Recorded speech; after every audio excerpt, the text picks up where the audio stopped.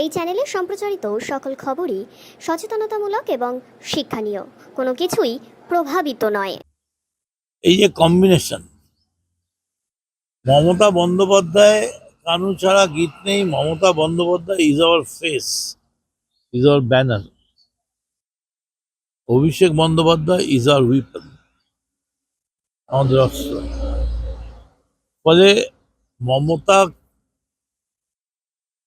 যেমন আমি শুনলাম আমাদের একজন দলের খুব ইম্পর্টেন্ট,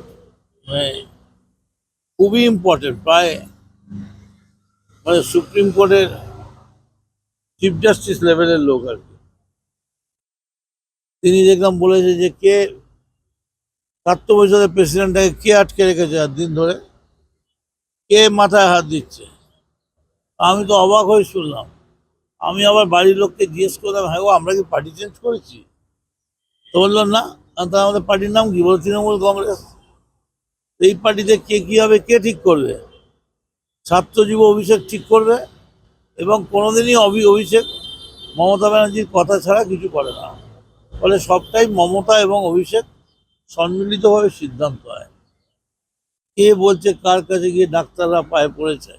আরে জয়পুরিয়ায় যখন ডাক্তাররা নিজের পয়সা খরচা করে লড়ে জিতেছে, ফার্স্ট যেটা জয়পুরিয়া থেকে লাগু হয়ে গেছে শাস্তি, তারপরেই অনেকে দাঁড়িয়ে গেছে ব্রিফ হাতে নিয়ে।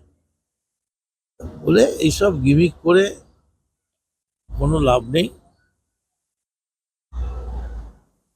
অভিষেক তার কাজ করছে, মমতা তার কাজ করছে, এবং কি করতে হবে না করতে হবে দল কিন্তু তৈরি।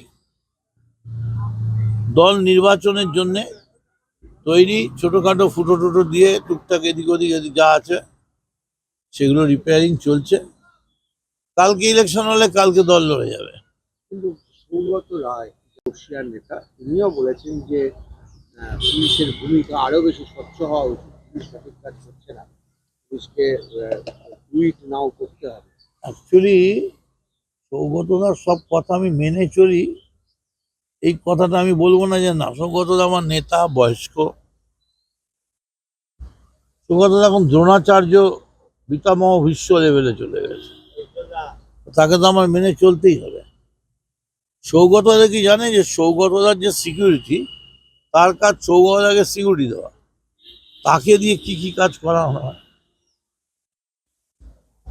চুন পান বাজার খাওয়া রান্না, তা সে সৌগতদাকে সিকিউরিটি দেবে কখন? ঠিক তেমনি কলকাতা পুলিশের কি হয়েছে।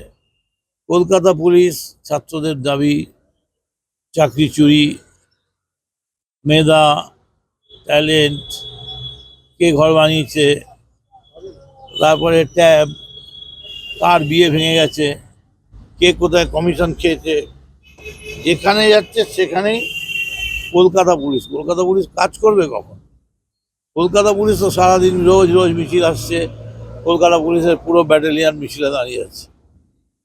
কলকাতা পুলিশ যদি সময় পেত, একবারই সময় পেয়েছিল, একদিন ২৪ ঘন্টা।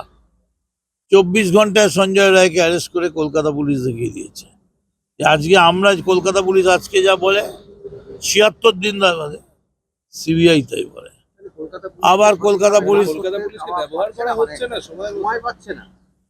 কলকাতা পুলিশের ওভারলোডেড। আমার মনে হয় যে ইন্টেলিজেন্সে আরো লোক বাড়ালে ভালো হয়। মানে নেতাদের যে পারফরম্যান্স, নেতাদের পারফরম্যান্স বলে না, সবার পারফরম্যান্স, মানুষের পারফরম্যান্স। না এই যে জমি বাড়ি, তাই তো দেখতেই তো পাচ্ছ, সব জায়গাতেই তো পুলিশ পুড়ে গেছে। পুলিশ যাওয়ার কথা রং করে, সেখানেও পুলিশ আটকে থাকছে।